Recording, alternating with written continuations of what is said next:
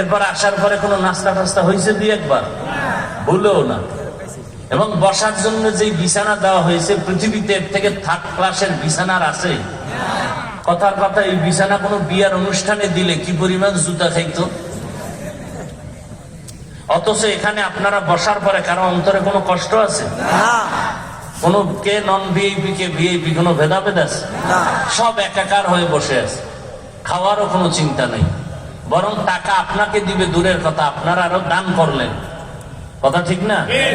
এটা কিভাবে সম্ভব? নিয়ন্ত্রণের জন্য কত হাজার পুলিশ আছে, র্যাব আর্মি আছে, কিচ্ছু আছে। এগুলো কিভাবে সম্ভব?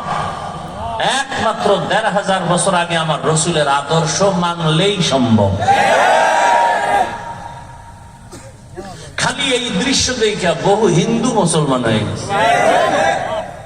খালি একটা দৃশ্য, ফকিন্নির ফোলা কুমিল্লা শহরের কেন্দ্রীয় মসজিদে ইমামতি করে, কোটিপতি এই ফকিন্নির কথায় উঠে বসে, সেজদায় যায়, রুকুতে যায়। এখন ওই কোটিপতি যদি কয় তোর মতো গরিবের কথা আমি বসবো না, তুই যখন হুবি আমি দাঁড়ান, তুই যখন সেজদায় যাবি আমি রুকুত যাব, চলবে মাস্তানি? না। এই সিস্টেম কার? আল্লাহ। সেই দৃশ্য দেখা বহু বিধর্মী কালেমা পড়ছে যে ইসলাম এটা শান্তির ধর্ম না হয় ফকিরের কথায় ধনী গরিব আলেম মূর্খ সব উঠে আর বসে, এটা শান্তি না হলে হতে পারে না। এজন্য শুরুতে বলেছি শান্তির এক নাম ইসলাম। ইসলাম ছাড়া কিয়ামত পর্যন্ত এ জমিনে কেউ শান্তি দিতে পারবে না, কোনোদিন সম্ভব না, কোনোভাবেই সম্ভব না। আমি এত বড় বক্তা, এরপর আমি মা বাবার জুতা সোজা করি? হ্যাঁ, কোনদিন মা বাবার সালাম ছাড়া কথা বলি না। এই আদর্শ তো রসুলের। এই আদর্শ যদি আমি লালন করি তাহলে আমার সন্তান আমার থেকে কিছু শিখবে, আমার স্ত্রী আমার থেকে কিছু আদর্শ পাবে। আমি শিক্ষক হলে ছাত্র আমার থেকে আদর্শ শিখবে, আমি ইমাম হলে মুসল্লি আমার থেকে আদর্শ পাবে।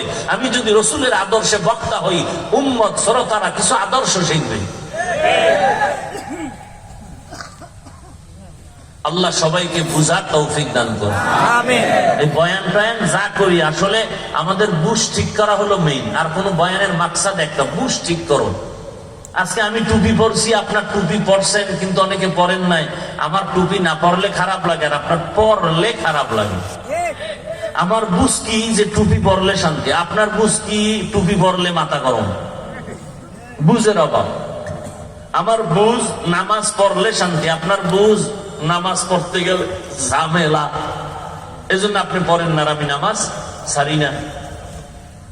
যেদিন বুঝ ঠিক হয়ে যাবে তখন দেখা যাবে যে আমার থেকে আপনি নামাজের দিকে আগে যাবেন।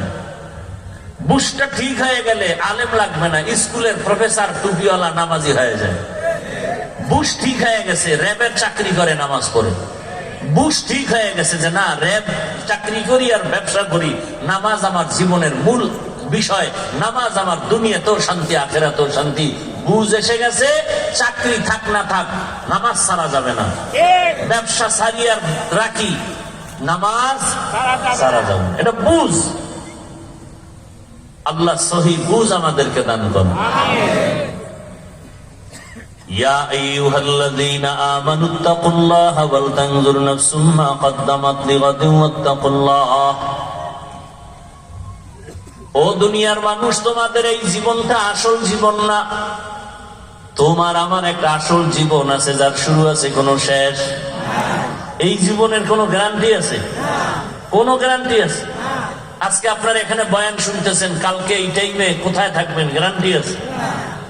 হতে পারে আপনি হসপিটালের রোগী, হতে পারে আপনি কবরের লাশ।